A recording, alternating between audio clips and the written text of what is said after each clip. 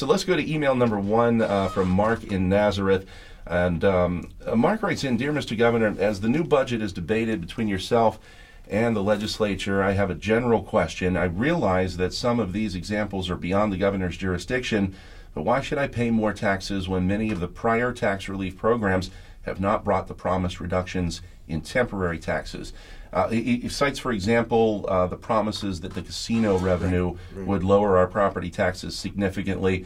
It took a small piece of it, but really not much of at all. And then a great example, the Johnstown flood tax on liquor in Pennsylvania, which goes back to the 30s and was temporary, and yet is still being charged at a rate of 18%.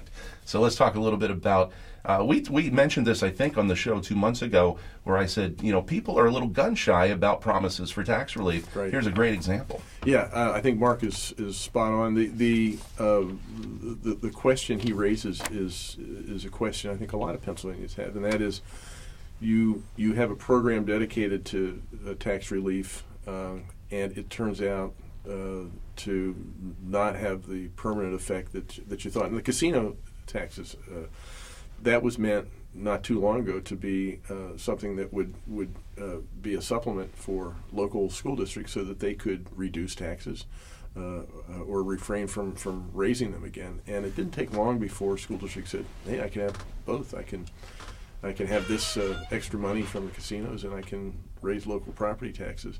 And that soured a lot of Pennsylvanians on anybody's promise to have property tax relief. Or to I guess sour them on the idea that somebody who was saying we wanted property tax relief could actually deliver on that promise. It doesn't, however, take away the need for property tax relief. In fact, it makes it all that much greater. Every month, it is the number one topic that people write into this show about. It should be. It's an unfair tax, and it affects people disproportionately. People are now at the point where they're being forced to leave their homes because the property taxes are too high. School districts, meanwhile, are doing their best, and it hits the poorest areas the hardest, the poorest taxpayers the hardest, and it raises the least amount of money in the poorest school districts and it just encourages more people to go to other tax areas. So it's a bad system, and it all stems from the state not doing its part in funding public education to the extent it should, and not having some safeguards to make sure that local school boards don't come back and sometime down the road say, yeah, I'm going to actually have that extra money from the state, and I'm going to raise your property taxes. So we need to do that. And when I propose property tax relief, I propose that we also have some protections for taxpayers that make sure that we don't have this happen again, that we get real property tax relief and it actually sticks. Remember a couple of months ago, I kind of half-jokingly said, I just want to lock all of you in a room, and I'll even provide the room until you get this worked out. John in Reading wrote in, on the budget, why can't the governor declare an emergency and keep all the lawmakers in chambers until the budget is solved, being that the governor is the highest office in Pennsylvania? Yeah, it's still democracy, John, and so you can't lock anybody in any room unless they've been accused and convicted of a crime. I tried, John. I really did.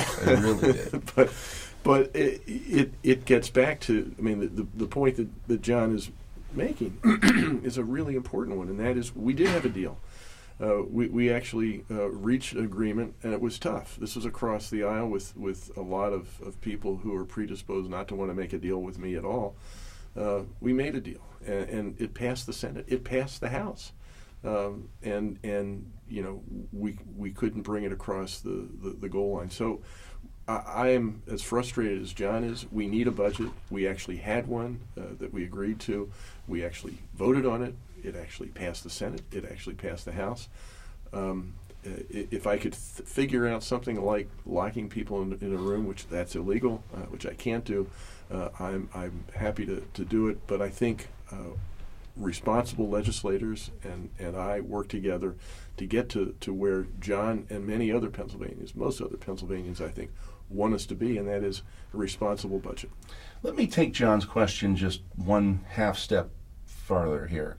You're right. You can't lock someone in a room. You don't have that power. But there is a power you do have, and that is to call a special session of the legislature on any issue of your choosing. And if you do that, they are required to come back and be in session to address that issue. Has that crossed your mind? A crossed- special session on the budget? Yeah, it's crossed my mind, and I think it is a possibility. I'm still holding out the hope that legislators will do the responsible thing. Again, when it came to a vote, they did. The Senate passed it overwhelmingly. The House passed it. Bipartisan effort. And I am holding out the hope for a little longer that they will do the right thing on their own and act as responsible representatives of the people who elected them.